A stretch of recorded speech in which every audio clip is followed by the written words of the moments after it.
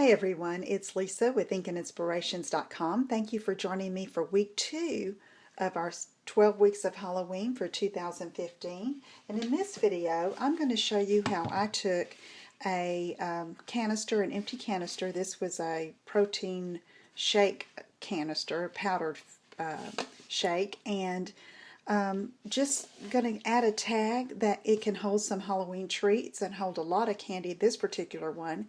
Now if you don't have a canister or container that big that you've used that you can upcycle, try looking for smaller things that you have. If it's not white, you could always paint it or use the color you have and adapt it to fit your project. So first of all, I took some burlap ribbon and I just wrapped it around the center here because that's the band, and I just used a piece of tear-in tape, sticky tape, and attached it just right here, and I'm going to make a label to adhere over the front. So I've got some ink pads ready to go, and I have used the little tree base from Sheltering Tree that's in the Idea Book and Catalog, the big annual catalog from Stampin' Up. And I'm also going to use these little this little image right here for fallen leaves.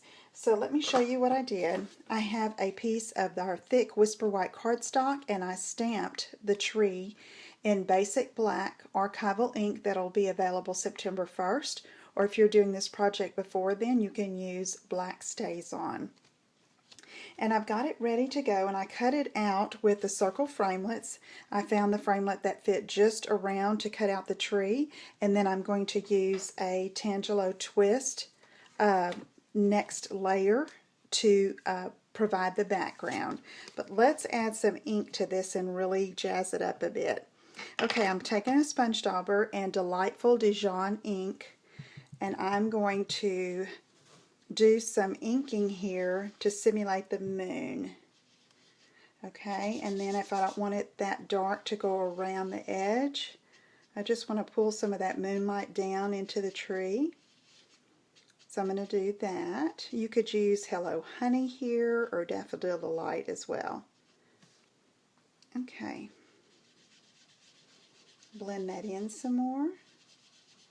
Now I'm going to use some blues, and I'm starting with Island Indigo, another sponge dauber, and I'm going to tap that, and I'm going to start in the center here, and that's our lightest shade that we'll be using.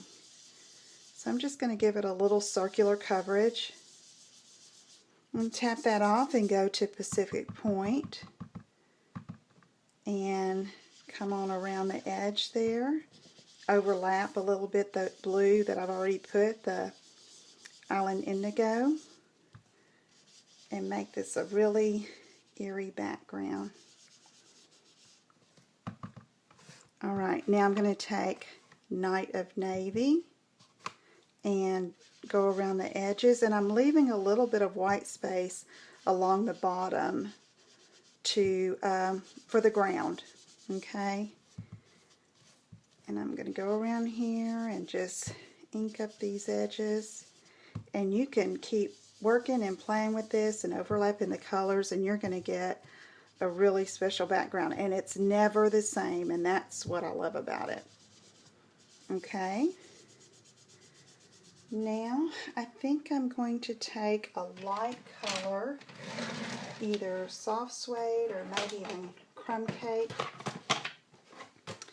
and let's add a little bit of ground space to that. Let me see if I can find a dauber that'll work here. And I'm just going to come around and add a little ground there. And I can overlap the blues. Okay, now I'm going to set up my ink pads to do a little bit of fallen leaves down here at the bottom. Okay, so I have this tiny stamp to represent the leaves, and I'm starting with some Delightful Dijon, and I'm going to stamp off and then stamp here on the bottom in several spaces. And then might do some really bold ones too. Alright, let's go to our next color, Tangelo Twist. And this is a bold color too, so I'm going to stamp off a couple of times. And when you stamp off, you stamp on scratch paper to get some of that ink off so that you have a shade of the color instead of the full on color. Okay, and now I have Tip Top Taupe, and you can see instead of cleaning my stamp in between each time, I stamp off until I get a clear image.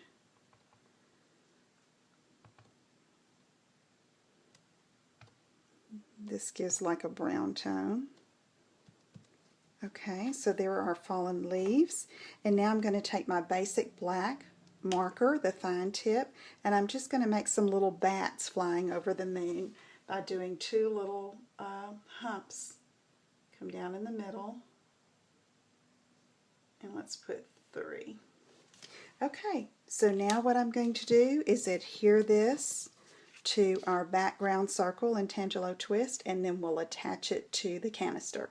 Okay, I wanted to show you the finished project. Here I've mounted it over the overlap in the ribbon on the front of the canister, and what I did is I put the tear-in tape about 4 pieces just all along, and because of the curvature, you know, and it's not going to curve exactly, but don't let that worry you. As long as it's good and attached, it's fine. Look, it's not going anywhere. I've got it holding it by my fingers there. And here I decided to add treats because that's what I'm going to put inside. And I've got the little letters, Thinlits, from the annual catalog. And I cut out the letters in Tangelo Twist and sponged a little bit around in Night of Navy, and added that with some adhesive. And you can use either glue dots, or when the new holiday catalog comes out, we're going to have a new fine tip glue adhesive that you are going to love for small objects for your paper crafting projects. So thank you so much for joining me for week 2 of our 12 weeks of Halloween. If you're not subscribed to my channel, be sure you do so, and if you enjoyed it, please give it the thumbs up. I appreciate it, and I'll see you again soon. Take care. Bye-bye.